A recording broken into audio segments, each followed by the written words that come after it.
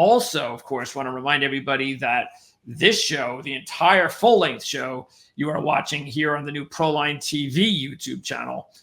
We still have segments of the show on Playbook Experts YouTube channel, so you're not missing anything over there, except the full-length video. So there are some segments that you can only get here on Proline TV. So remember that to subscribe, link, and share here at Proline TV. That is definitely something you want to do because we're going to stay here even through college football season, NFL Super Bowl, March Madness, and more. Not going anywhere.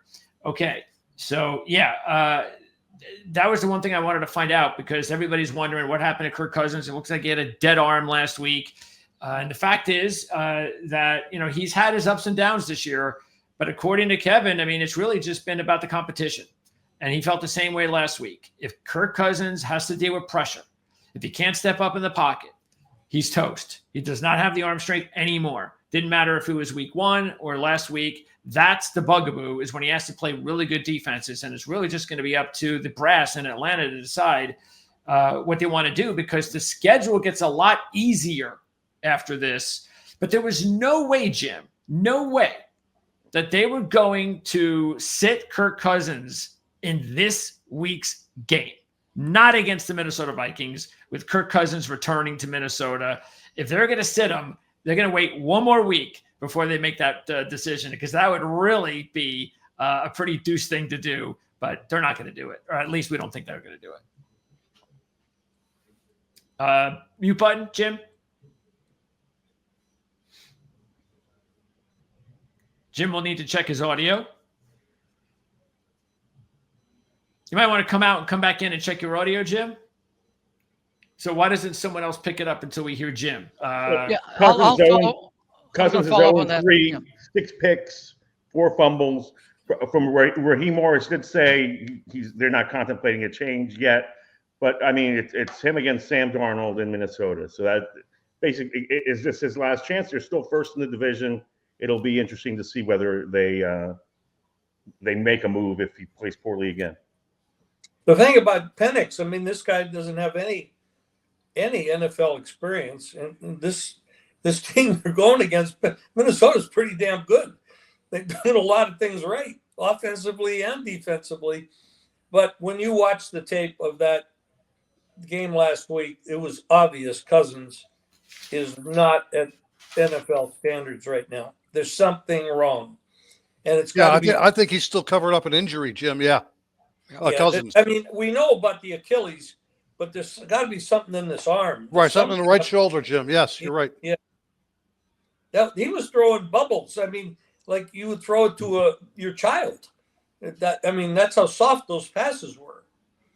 Well, like I said, they're not getting any better. So it's really just a matter of maybe they just don't feel that Penix is ready. We're not there in practice.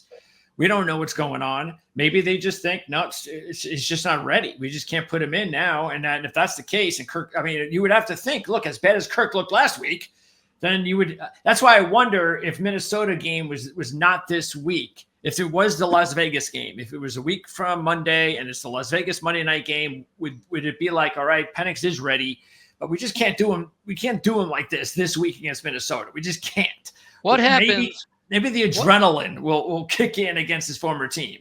What happens if he has a bad start to the game, throws 2 picks in the first half, and they're down 17-3 at halftime? Probably see Good question.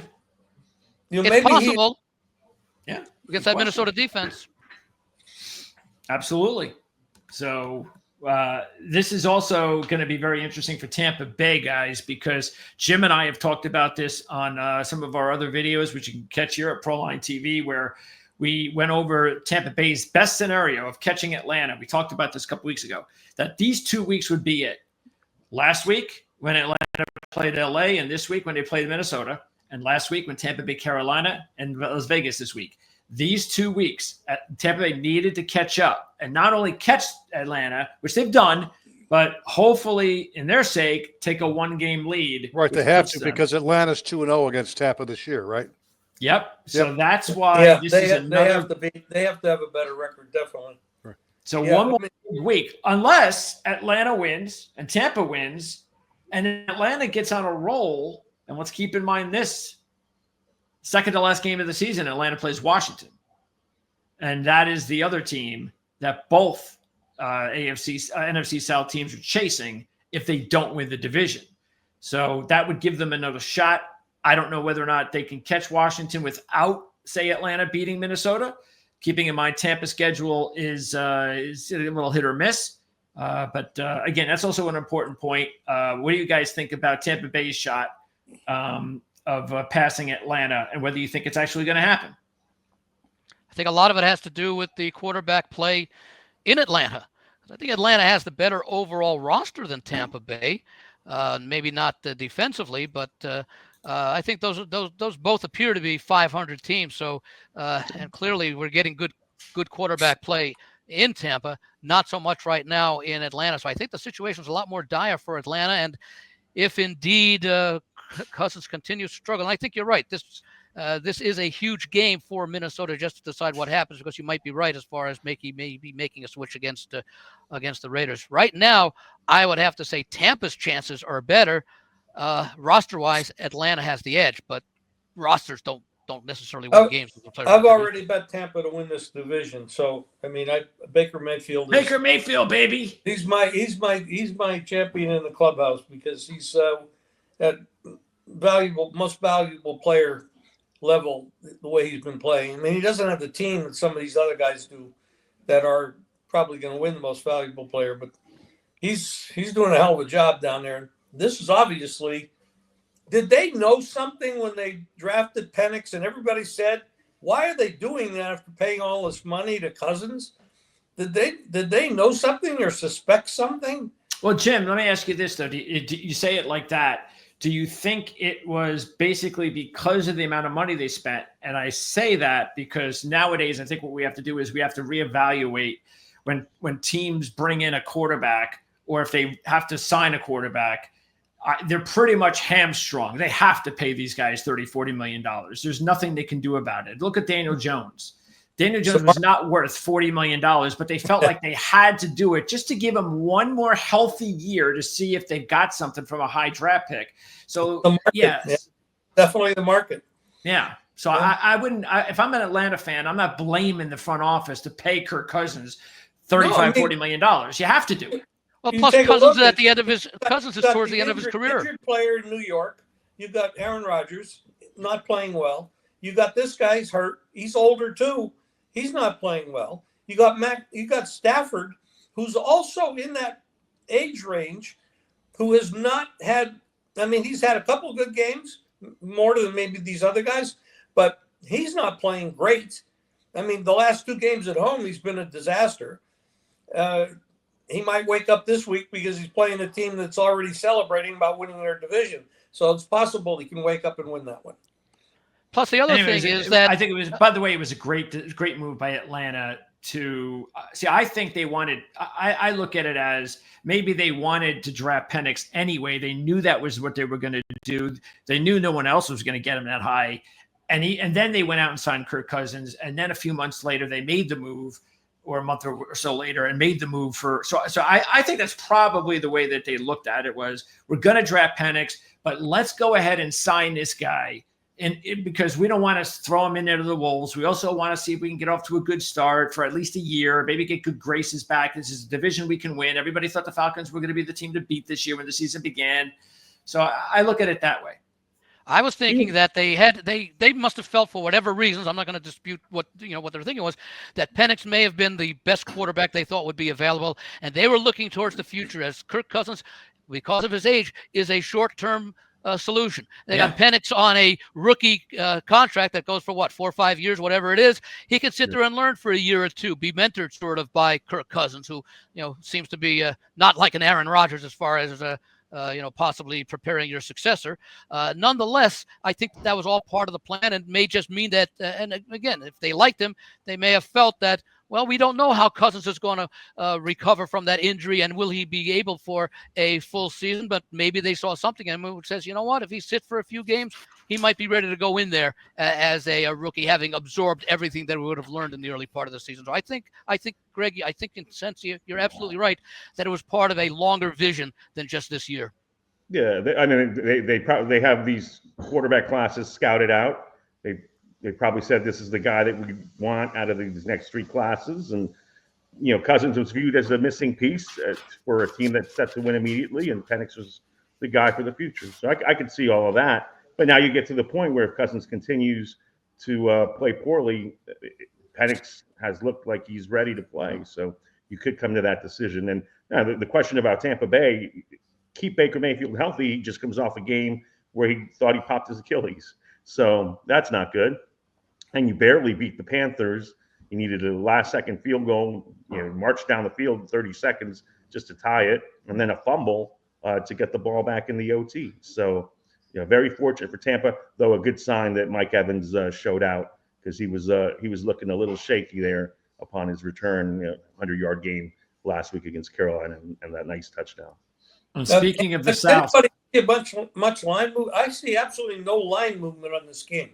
Minnesota, it's been this line all day, no movement. 5. I think the report may have been that there's just considering it, but they're not making any decision as of yet. And we'll have to take the head coach at his word. And he says what most head coaches say before they make the change. We're not contemplating a change. So it's still 5? Yeah, 5.5. Okay. So the other thing too, as far as the South, you mentioned Carolina, and we talked about this last week, and it happened again this week. Great. I love to see. It's not like he's thrown 400 yards the last few weeks, but this is real good to see that Bryce Young is starting to play a lot better, and especially when he's not surrounded by a lot of talent. Still, it's still a very young team. They have a bunch of injuries, but ever since the bye, things have worked out really well for them. It's a great sign, and they're not a pushover now. That's 3 straight games that the Panthers have played, especially the game against Kansas City now can't be looked at as Chiefs. They were just they knew as soon as the Chiefs are the Chiefs, the way they've been playing all year. But still, you take the Chiefs down to the wire, you take the Tampa Bay Bucks down to the wire. So I look at it more as Carolina's been playing some really good football. I don't look at it as Tampa Bay, isn't very good, and they're lucky to beat Carolina, even though when you're in a must-win situation, man, those are things that you just can't avoid to have. Those are the things you have to avoid getting yourself involved with, especially if he ever gets hurt, because that would not be good. That offensive line is bad. That is the big. Now they got defensive problems, but they've got to fix that offensive line at Tampa Bay, or else Baker Mayfield is not going to last there. Absolutely. Keep in mind with Atlanta, a highly regarded first-year coach taking over some talented players who weren't producing in the prior regime. So this kind of progress from mid to late season from a first-year coach is a good indication, and also not really a surprise if he is indeed a highly regarded coach. All right. So as far as some other trends to throw in there, let's see. The Falcons 0-3 straight up ATS, scoring only 36 points in those last 3 games. Minnesota 5-0 straight up, which is 2-1 ATS last 5. But here's the big one. Minnesota is just 1-7 against the spread in their last 8 as a home favorite. So this has not been a good spot for them, good role for them. Atlanta is definitely desperate with the 3 losses. Would you feel more comfortable with this line in this situation, Jim, if anybody out there wants to take Atlanta? Would you roll the dice on the nearly 2-1 money line? Or would you just be way too nervous about Atlanta and you want to take every point you can get? After watching multiple times, I watch a lot of these tapes, especially for contenders and games that are including contenders. After watching what Atlanta looked like last week, there's no way I can bet on them. The money line. But I don't want to lay 5.5, 6 points with Minnesota. Yeah. So I mean, this is one of those things where teaser expenses they become more expensive, and it's not as valuable a bet anymore. No matter if you're doing the long bets or not. But I would have to bet Minnesota in a teaser if I'm going to play them, because if you're going to shut down Atlanta, and they easily could shut down Atlanta if they can't put a quarterback out there that can play, it's probably Minnesota money line and under. Okay. What's the total, Vic? 45.5, I believe, guys, right? Another aspect of the game that basically has not moved since Monday morning. It just rock solid right there at 45.5. If you do like the under, now's the time to get in, because if it finishes on 45 or 44, you'd cash a winner. Still haven't decided which way I'm going to go in terms of the total. It's been a high-scoring series between these two in the last few meetings. I know that Atlanta is struggling on offense. Believe me, 13 points at home last week. As you guys mentioned, they haven't cracked 18 points or more in each of their last 3 games. But according to the database, that's a good time to play the over. And what do I got here? I got a 10-1 since 2015. When you got a 500 or better team on the road and they're an underdog and they've scored 17 or less in each of the last 3, it's actually gone 10-1 to the over. This is also a weird situation in that next week in the NFL, we're back to 2 Monday Night Football games next week. I'm looking forward to that. I didn't even know to see that. Both of the teams in this game will be playing Monday night games the following week. I believe, I forgot who the Falcons are playing. I believe the Vikings are playing the Bears. Las Vegas and Atlanta. You also got 2 powerful over situations when you got a road dog playing before a Monday road game. The over has been a good play. That's the Falcons. And if you got a home favorite before playing a Monday home game, that's the Vikings as well. So some of the database numbers suggest actually that the game might be a little higher scoring than people think. And a lot of people will not be playing it based on the Atlanta offensive struggles over the last month of play. So how do you make the choice? I mean, you the data that you have and the trends that you have on that. What do?